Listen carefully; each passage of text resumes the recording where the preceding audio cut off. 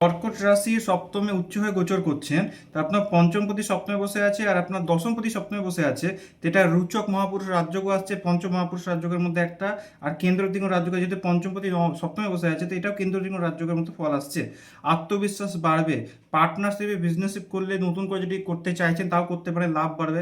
যারা সরকারি বা বেসরকারি জবে আছেন তারা প্রমোশনাল যোগ, নিজের ইচ্ছা মতো যদি ব্যবহার ঠিকঠাক রাখেন তার প্রমোশনাল যোগ, ট্রান্সফারের যোগ কিন্তু দেখাচ্ছে। তবে হ্যাঁ, দাম্পত্য কলহ বাড়ার কথা। সপ্তমে মঙ্গল যেহেতু উচ্চ হয়ে বসে আছে, যাদের জন্মকুণ্ডলীতে মাঙ্গলিক আছে বা মঙ্গল রাহুর আঙ্গারক যোগ হয়ে বসে আছে বা মঙ্গল কেতু হয়ে বসে আছে বা মঙ্গল নিচস্থভাবে বসে আছে বা কোনোভাবে পীড়িত হয়ে বসে আছে, এই সময় দাম্পত্য কলহ, মিসআন্ডারস্ট্যান্ডিং, ইগোর সমস্যা কিন্তু দেখাচ্ছে। এই জিনিস খেয়াল রাখতে হবে। আর আপনার কিন্তু পায়ে চোট লাগার যোগ আছে, তো খুব সাবধান, ঠিক আছে।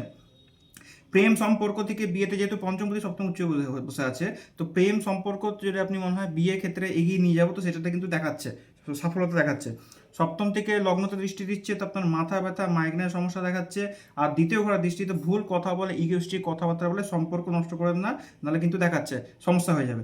আর পঞ্চমপতি সপ্তম উচ্চ অবস্থা থাকে, পেটের সমস্যাও দেখায়, হজমের সমস্যা দেখায়, আলসার জাতীয় সমস্যা দেখায়, ফুড পয়জন হয়ে গেল, তো এইসব জিনিস খেয়াল রাখুন যাতে না হয়। কর্ম উন্নতি দেখাচ্ছে। নতুন যদি মনে হয় যে ছোটোখাটো কোনো যাত্রা করবেন, তো সেই যাত্রাতেও সফলতা দেখাচ্ছে, কর্মক্ষেত্র ওরিয়েন্টেড। নমস্কার।